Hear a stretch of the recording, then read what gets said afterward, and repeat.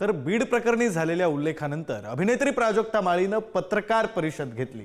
त्यानंतर मनोरंजन आणि राजकीय क्षेत्रातून तिला पाठिंबा मिळत असल्याचं पाहायला मिळतंय।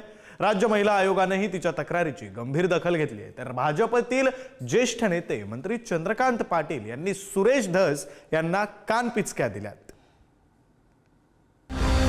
बीडच्या मस्साजोग गावचे सरपंच संतोष देशमुख यांच्या हत्येनंतर राज्यातील राजकारण चांगलंच तापलंय।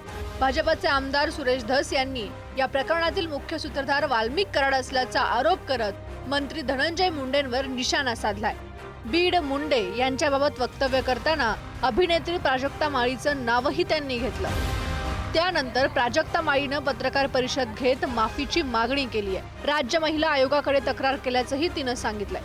मात्र माफी मागणार नाही अशी भूमिका भाजप आमदार सुरेश धस यांनी घेतली आहे। प्राजक्ता माळी सुद्धा आमच्या इकडे येतात बरं का। हे सगळं जर काही बघायचं असेल तर चित्रपट नवीन कोणाला काढायचा असेल तर अशा मोठ्या ज्या विभूती आहेत, विभूती म्हणतो अशा मोठ्या विभूती, त्यांच्या तारखा, त्यांच्या डेट्स कशा कशा पद्धतीने मिळतात, काय होतात। प्राजक्ता ताईसुद्धा आमच्या इथं येतात। ज्या कुत्सितपणे त्यांनी टिप्पणी केली आहे आणि हशा पिकवलाय, प्रसार माध्यमांसमोर कसं बोलावं, काय बोलावं याचं ज्यांना भान नाहीये त्यांना मी विनंती करते की त्यांनी तितक्याच विनम्रतेनं माझी जाहीर माफी मागावी। आणि फक्त माझीच नाही, माझ्याबरोबर अनेक महिलांचा त्यांनी चुकीचं नाव घेऊन उल्लेख केलेला आहे। माझं मत असं आहे की मी माफी काही मागणार नाही आणि हा विषय कृपया इलेक्ट्रॉनिक मीडियाला हात जोडून पाया पडून विनंती, संतोष देशमुखच्या खुनाचा जो प्रकार झालेला आहे अतिशय निर्घृणपणे, अमानवी आणि अतिशय चुकीच्या पद्धतीने खून केलेला आहे। या खून प्रकरणावरून तुम्ही कोणीकडे बी डायव्हर्ट हिरोईनकडे ढकलू नका। तुम्हाला माझी विनंती आहे, माणूस आमचं गेलंय, ज्याचं जळतंय त्याला कळतंय। प्राजक्ता माळीनं घेतलेल्या सार्वजनिक भूमिकेनंतर मनोरंजन आणि राजकीय क्षेत्रातून तिला पाठिंबा मिळताना दिसतोय। प्राजक्ता माळी यांच्यासोबत सुसंस्कृत महाराष्ट्राने ठामपणे उभं राहिलं पाहिजे।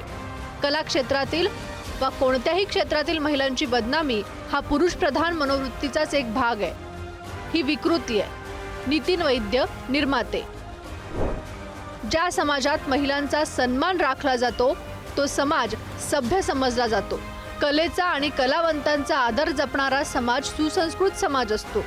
प्राजक्ता माळीबाबत जे घडतंय ते निषेधार्ह आहे, क्लेशदायक आहे। आपण निकोप सदृढ समाजाचा आग्रह धरूया। सचिन गोस्वामी, निर्माते दिग्दर्शक। प्रसिद्ध नृत्यांगना गौतमी पाटीलनंही ट्रोलिंगकडे लक्ष देऊ नकोस, आम्ही तुझ्या सोबत आहोत असा संदेश प्राजक्ता माळीला दिलाय। पहिलं प्राजक्ता ताईला सांगते की ताई ह्या गोष्टींना खरंच आम्ही तुझ्या सोबत आहे, सर्व कलाकार तुझ्या सोबत आहे। तू ह्या गोष्टींना ट्रोल जरी केलं तरी लक्ष तर खरंच देऊ नको। आणि आज जे तू काही बोलली मी मगाशीच ऐकलं, तर तू जे बोलली ते सगळं बरोबर होतं आणि आम्ही तुझ्या सोबत आहे, सगळं कलाकार। दुसरीकडे महायुतीतले नेतेही सुरेश धस यांच्या वक्तव्यावर नाराज दिसतायत। स्त्रीचा सन्मान याला भाजपाचे सर्वोच्च प्राधान्य कायम आहे। त्यामुळे कुणालाही कुणाचेही नाव घेऊन अशा पद्धतीने चिखलफेक करण्याचा अधिकार नाही। आपण सर्वांनी मिळून एका चांगल्या समाजाची निर्मिती करण्यासाठी कायम पुढाकार घेतला पाहिजे। या लढाईत प्राजक्ता एकटी नाही हा विश्वास देते। चित्रा वाघ, नेते भाजप। सुरेश धस या प्रकरणी राजकीय पोळी भाजून घेत असल्याचा आरोप अजित पवारांच्या राष्ट्रवादीच्या नेत्या रुपाली ठोंबरेंनी केलाय। तर कोणत्याही महिलेची नाचक्की होईल असं वक्तव्य आक्षेपार्ह असल्याचं भाजपचे मंत्री चंद्रकांत पाटील म्हणाले। मला सांगा, गुन्हेगार म्हणजे ही घटना घडलेली आणि या अभिनेत्रींचा काय संबंध एकमेकांशी, याच्यावरनच लगेच लक्षात आलं की सुरेश धस भाऊ हे राजकीय पोळी भाजतायत। ह्यांच्या राजकीय पोळ्या भाजण्यासाठी जाणीवपूर्वक ज्या गुन्ह्यात ज्यांचा कुणाचा संबंध नाहीये त्यांची नावं घ्यायची आणि हा महाराष्ट्र, तो समाज, ते बीड अस्थिर करण्याचा वास त्या ठिकाणी आला.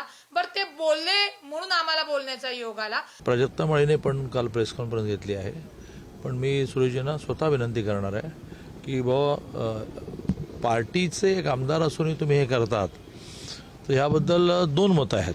किंवा पार्टीचे तुम्ही कार्यकर्ते आहात तर पार्टीमध्ये बोला, पण तरीही लोकप्रतिनिधी म्हणून तुम्ही बोलला नाहीत तर लोक तुमच्या मागे राहणार. पण प्राजक्ता माळी असं नाही, 2-3 नावं घेतली, तर ते काही त्यांनी करू नये अशी मी त्यांना विनंती करतो. राज्य महिला आयोगाच्या अध्यक्षा रुपाली चाकणकर यांनीही प्राजक्ताच्या तक्रारीची गंभीर दखल घेतली आहे. अभिनेत्री प्राजक्ता माळी यांची तक्रार आयोग कार्यालयास प्राप्त झाली आहे. अभ्यास करून कायदेशीर बाबी तपासून नियमानुसार आयोग कार्यवाही करेल. महिलांबाबत समाज माध्यमांसमोर बोलताना सर्वांनी भान ठेवलं पाहिजे. केवळ महिला आहेत म्हणून कोणताही पुरावा नसताना माध्यमांमध्ये त्यांच्या बाबतीत बदनामी करणारे वक्तव्य आणि ट्रोलिंगवर कठोर कारवाई करण्याबाबत आयोग पुढाकार घेईल. रुपाली चाकणकर. भाजप पक्ष आणि राज्य सरकारच्या पातळीवर अभिनेत्री प्राजक्ता माळीच्या तक्रारीची गंभीर दखल घेण्यात आल्याचं दिसतंय. आता या प्रकरणी आमदार सुरेश धस यांच्यावर काय कारवाई होणार हे पाहावं लागेल. ब्युरो रिपोर्ट, पुढारी न्यूज, मुंबई.